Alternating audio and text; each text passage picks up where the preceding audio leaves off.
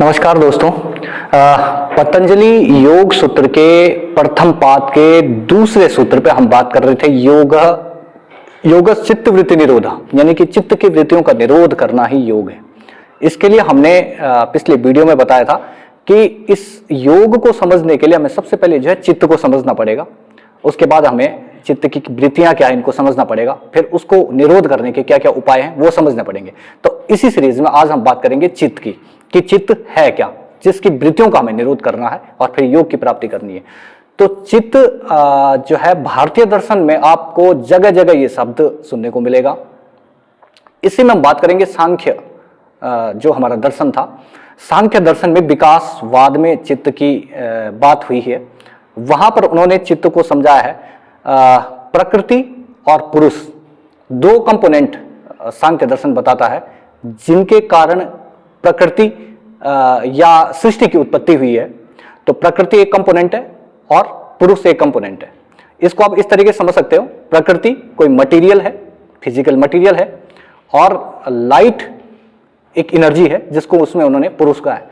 तो प्रकृति और पुरुष के मिलने से जिस महत तत्व की उत्पत्ति होती है उसे चित्त कहा गया है। यानी कि आप साइंस में या केमिस्ट्री में हम कोई प्रयोग करते हैं तो किसी मटेरियल पे जब हम लाइट डालते हैं या हीट डालते हैं तो उस एनर्जी के कारण कुछ चेंजेस उस मटेरियल में हमको मिलते हैं। वो जो चेंज होकर हमें नया प्रोडक्ट प्राप्त होता है, वो यहां पर सांख्य दर्शन में जब प्रकृति में चेंजेस आते हैं एनर्जी से, पुरुष के टच होने से, तो उस प्रथम महत तत्व का नाम इन्होंने कहा ये चित्त है। फिर चित्त से इन्होंने कहा कि तीन चीजों की उत्पत्ति होती है, सतज, रजस और तमस। ये तीन गुण इन्होंने कहा ये प्रकृति में है। प्रकृति में इन तीनों गुणों में जब परिवर्तन आता है तो उसके कारण चित्त की उत्पत्ति, और चित्त से फिर जो तीन गुण उत्पन्न होते हैं उसमें है मन, बुद्धि और अहंकार। यानी कि चित्त को हम दो तरीके से समझ सकते हैं, प्रकृति और पुरुष के मिलने से चित्त की उत्पत्ति होती है, या फिर हम कह सकते हैं मन, बुद्धि और अहंकार का जो संयुक्त रूप है वो क्या है, वो चित्त है। दो स्पष्ट डेफिनेशन आपको समझ में आ गई होंगी।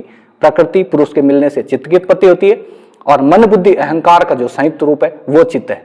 तो ये तो सांख्य दर्शन की बात है। इसके बाद उन्होंने पूरा विकासवाद इसमें समझाया, क्योंकि हमें चित्त की बात करनी है। अब इसमें बहुत से वाद विवाद चले कि किस तरीके से चित्त को समझा जाए। अगर ये चित्त है तो ये मनुष्य के शरीर में कहाँ है। कुछ लोगों ने कहा कि आत्मा का एक जो पक्ष है या जो एक हिस्सा है वही चित्त है।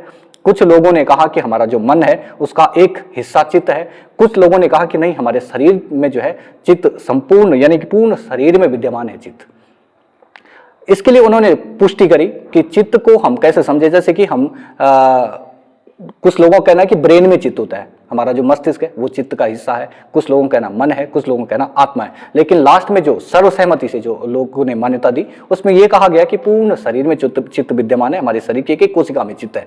कैसे, इस बात को समझे। तो उन्होंने कहा कि जब आप किसी स्टिमुलेशन के, किसी उद्दीपन आपके शरीर के किसी भी हिस्से में आता, सपोज आपके घुटने में कोई चोट लगती, अचानक आप चल रहे थे, आपका चित्त कुछ चीजों को गेन कर रहा था, कुछ चीजों को छोड़ रहा था, लेकिन अचानक से आपके घुटने में चोट लग जाती है और आपका पूरा जो दिमाग है, पूरा जो ध्यान है आपके घुटने में आ जाता है। यानी और शरीर के अन्य किसी भी हिस्से पे अगर अचानक से कोई स्टिमुलेशन आ जाता है, कोई उद्दीपन आ जाता है, तो आपका पूरा फोकस जो है शरीर के उस हिस्से में हो जाता है। इसलिए ये माना जाता है कि शरीर के एक एक सेल में, एक एक कोशिका में जो है चित्त विद्यमान है। तो ऐसी बहुत सी इसमें बातें भी हैं।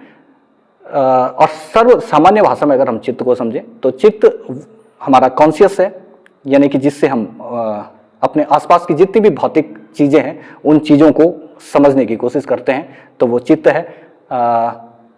इसको ज्ञान की भाषा में समझा गया। चित्त का जो मीनिंग है वो ज्ञान लेने का जो एक माध्यम है वो भी चित्त है। बाहर से जितनी भी चीजों को हम गेन करते हैं वो हमारे चित्त में संचित हो जाती हैं। इसी के आधार पर हमारे आगे के कर्म और आगे के जन्म निर्धारित होते हैं। ऐसा दर्शन कई बार बताता है कि जितनी भी पुरानी यादें होती हैं वो हमारे चित्त में संचित होती जाती हैं, और जैसे जैसे हम आगे बढ़ते जाते हैं वो संस्कारों के रूप में हमारे चित्त में रह जाती हैं। यानी कि जन्म जन्मांतर तक के जो यादें हमारे पास हैं या जो संस्कार हमारे पास आते हैं वो चित्त ही उनको आगे ले जाने का काम करता है। तो इस तरीके से बहुत सी बातें हुई हैं। योग में चित्त का महत्व इसलिए बढ़ जाता है क्योंकि जिस तरीके से हम कह रहे हैं कि मन बुद्धि अहंकार का जो संयुक्त रूप वो चित्त है, यानी कि योग में हमें उस अहंकार को ही तृप्त करना है, उसको समाप्त करना है, और हमारी जो बुद्धि है जो अनियंत्रित है उसको समाप्त करना है, और मन जो कि पूरी तरीके से अनियंत्रित होकर भौतिकवादी हो जाता है उसको नियंत्रित करना है। इन तीनों को नियंत्रण करने के बाद, उन तीनों पे नियंत्रण लाने के बाद हम चित्त पे पहुंच पाते हैं, जो चित्त हमें आत्मस्वरूप का दर्शन कराती है। क्योंकि इसमें पुरुष तत्व प्रकृति से ही चित्त निकला है, लेकिन किसके कारण? पुरुष के कारण। पुरुष जब उसमें अटैच हुआ, और पुरुष ही क्या है? जिसका हमें आभास करना है, जो हमारे लिए आत्मज्ञान का स्वरूप है। जिस सूक्ष्म तत्व की हम बात कर रहे हैं वास्तव में वो पुरुष है, वो एनर्जी है। उस एनर्जी को आइडेंटिफाई करने की ही ये पूरी प्रोसेस है। तो जैसे ही हम मन बुद्धि अहंकार पर नियंत्रण प्राप्त कर लेते हैं और चित्त के वास्तविक स्वरूप में जाते हैं, जो कि निकला तो प्रकृति से है, लेकिन किसके अटैचमेंट के कारण? पुरुष के अटैचमेंट के कारण। तो उस पुरुष के ज्ञान के लिए ही हम पूर्ण योग का जो ये योग सूत्र है इसका अध्ययन कर रहे हैं। कल हम बात करेंगे चित्त की वृत्तियों पे कि ये वृत्तियां किस तरीके से मन बुद्धि अहंकार को अपने वश में करके पूर्णतः भौतिकवादी कर देते हैं। तो आज के लिए इतना ही। Thank you.